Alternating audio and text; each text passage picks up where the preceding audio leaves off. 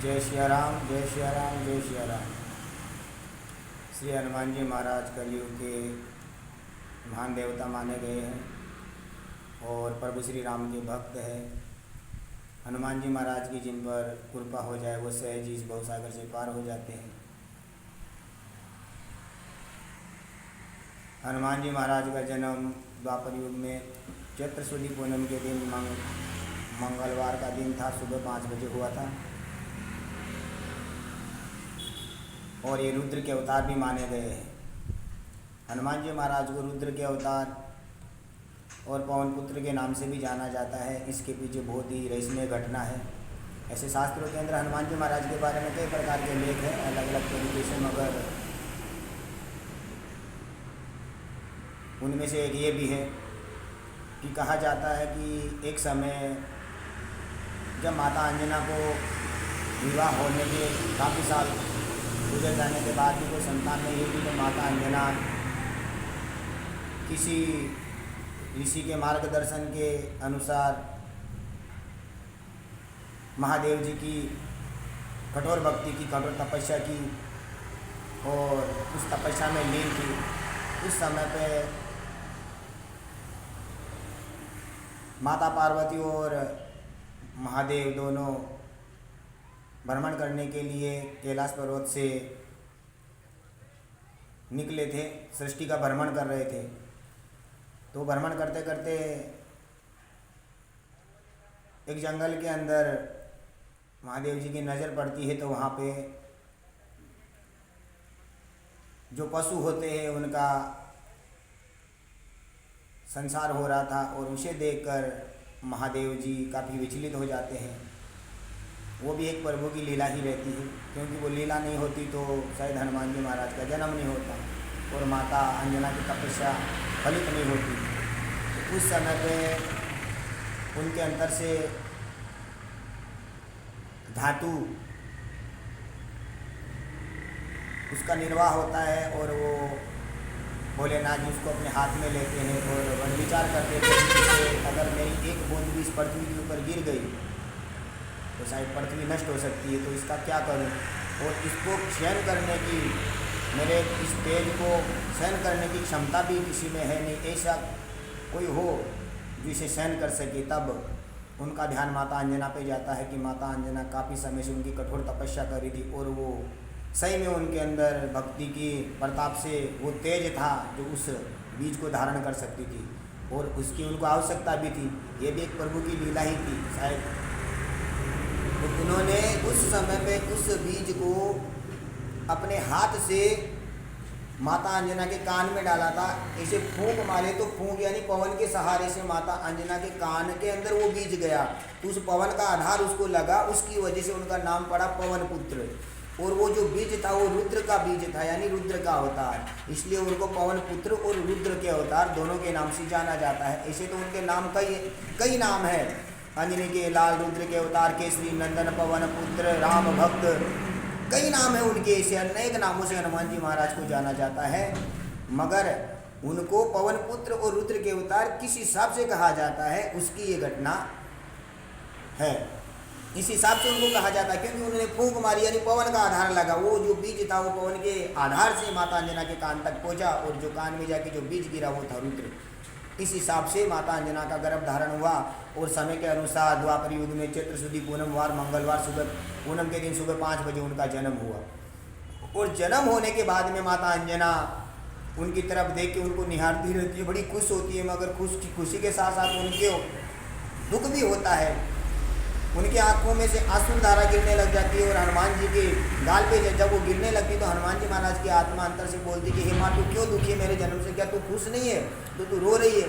तब माता अंजना कहने लगी कि बेटा मैं खुश तो बहुत हूँ, मगर मैं जब अप्सरा थी उस जन्म में, पिछले जन्म में मुझे शराप मिला है कि या तो तुझे पुत्र नहीं होगा, अगर पुत्र हो गया तो सूर्य की पहली किरण पर तेरे ऊपर गिरते ही, तेरे पुत्र के ऊपर गिरते ही वो मर जाएगा, जीवित नहीं बचेगा, ऐसा मुझे शराप मिला है। अभी थोड़े समय बाद में सूर्य उदय होने वाला है और जैसे उसकी किरणें तेरे ऊपर गिरेगी तू मुझसे बिछड़ जाएगा, इसलिए इस बात के दुख है मुझे, इस बात की पीड़ा मुझे सता रही है, इसलिए मैं रो रही हूँ।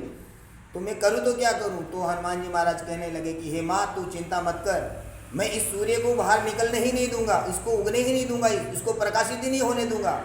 ऐसा कहकर हनुमान जी महाराज उस समय वहाँ से वायु की तीव्र गति से छलांग लगाते हैं और धीरे धीरे आकाश की ओर बढ़ते हैं। और जैसे सूर्य बाहर निकलने की तैयारी हो, जैसे लाल लाल उसका आकार बनता है, उसके पहले तो जाके किरणें फूटती नहीं, उसके पहले तो जाके हनुमान जी महाराज उसको अपने मुंह में दबा लेते हैं। और ये देखकर सभी देवी देवता घबरा जाते हैं। वहाँ पे इंद्र आते हैं और इंद्र काफ़ी हनुमान जी महाराज को समझाते, मगर हनुमान जी महाराज नहीं मानते। तो इंद्र अपने वज्र का प्रहार हनुमान जी महाराज के हनु पे कर देते हैं, ठोड़ी पे मार देते हैं और हनुमान जी महाराज उसे वज्र के प्रभाव के कारण से मूर्छित होकर गिर जाते हैं। और जैसे ही वो हनुमान जी महाराज मूर्छित होकर गिरते हैं तो पवन देव को पता चलता, पवन देव उसको संभालते हैं, गुफा के लेकर अंदर लेके चले जाते हैं। और अपने पुत्र को इस प्रकार पीड़ित देखकर पवन पुत्र को बड़ा ही दुख होता है, बड़ी ही तकलीफ होती है। तो उस क्रोध के आवेश में आकर सृष्टि की पूरी पवन को वो अपने आवेश में ले लेते, पूरी पवन को रोक देते हैं। तो सृष्टि के अंदर, सकल ब्रह्मांड के अंदर त्राही त्राही होने लग जाता है। तब सभी देवी देवता इकट्ठे होकर वहाँ पर पवन देव के पास उपस्थित होते हैं और कहने लगते कि हे पवन देव, आप ऐसा नहीं कर सकते, आपको पवन के वेग को छोड़ना पड़ेगा। तो पवन देव कहने लगे कि पहले जो मेरा पुत्र है उसको सर्जीवन करो, इसको मूर्छा आ रही है, इसको मूर्छा में से जागृत करो। तब ब्रह्मा जी वहाँ उपस्थित थे, ब्रह्मा जी ने अपने आशीर्वाद से उनको जागृत किया और सभी देवी देवताओं ने मिलकर हनुमान जी महाराज को अनेक प्रकार के वरदान दिए, अनेक प्रकार का आशीर्वाद दिया। यानी जितने आशीर्वाद और जितने वरदान हनुमान जी महाराज को ऐसे शायद अन्य किसी भी देवता के पास नहीं है। सभी देवी देवताओं की शक्तियाँ हनुमान जी महाराज को उस समय प्राप्त हुई। और इसीलिए कहा जाता है कि हनुमान जी महाराज की जो भक्ति करते हैं, हनुमान जी महाराज की जो चरणों में रहता है ना, उनकी भक्ति करने से सभी देवी देवताओं की भक्ति का फल प्राप्त होता है, क्योंकि सभी देवी देवता हनुमान जी की भक्ति से प्रसन्न होते हैं। ऐसे हनुमान जी महाराज सकल देव है, ऐसे महान देवता है, ऐसे प्रभु श्री राम के भक्त है। तो इस प्रकार उन्होंने अपनी माता को खुद ने तो वरदान प्राप्त किया ही किया और अपनी माता को भी सभी देवी देवताओं से आराधना करके उस श्राप से मुक्त करवाया। इसलिए उन्होंने उस सूर्य मुख में लिया था। और आज उनकी लीलाएं संसार के अंदर आप सभी जानते हो कि पूरे संसार के अंदर उनकी गाथाएं गाई जाती है। पूरे संसार के अंदर उनकी लीलाओं के बारे में सब लोग जानते हैं कि वो प्रभु श्री राम के भक्त हुए, उनके जैसे भक्त कोई नहीं हुए। उन्हें प्रभु श्री राम की जो भक्ति की, निस्वार्थ भक्ति की, निस्वार्थ, जिसमें किसी भी प्रकार का कोई स्वार्थ ही नहीं था। हनुमान जी महाराज ने जो भक्ति की ना, उसमें किसी भी प्रकार का कोई स्वार्थ नहीं था जिससे उनका कुछ लाभ हो सके। सिर्फ वो प्रभु राम की भक्ति में लीन रहते थे हमेशा। उनसे कुछ चाहिए था नहीं, बस उनको चाहिए था कि मैं किस प्रकार प्रभु राम की सेवा में रहूं, उपस्थित रहूं, किस प्रकार प्रभु राम की प्रसन्न करूं।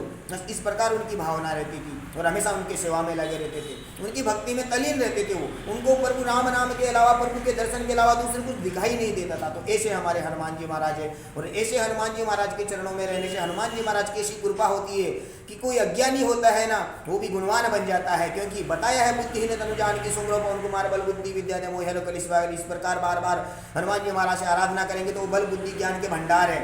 उनकी कृपा से अज्ञानी ज्ञानी बनेगा, दुखी सुखी हो जाएगा, एक निर्धन धनवान हो जाएगा। और धन कौन सा? ज्ञान रूपी धन, राम नाम रूपी धन की प्राप्ति होगी। और धीरे धीरे संसार के अंदर वो प्रगति के परमार्थ की ओर बढ़ेगा, प्रभु के चरणों में लगेगा। और हनुमान जी महाराज की कृपा से जो मनुष्य गुरुमुखी नहीं होगा, उनकी कृपा से हनुमान जी महाराज सहज उसको धीरे धीरे अपनी कृपा करके उसका मार्गदर्शन करते हुए उसको गुरु के चरणों तक लेके जाएंगे, उसको गुरु से मिलाएंगे। और जब गुरु से मिलन हो जाएगा तो फिर तो कहना ही क्या, इस संसार में से गुरु भक्ति करते हुए जन्म और मरण के चक्कर से हमारा फंद छूट जाएगा और सहज हमको प्रभु के चरणों में धाम प्राप्त होगा। इतना कहकर जय श्री राम।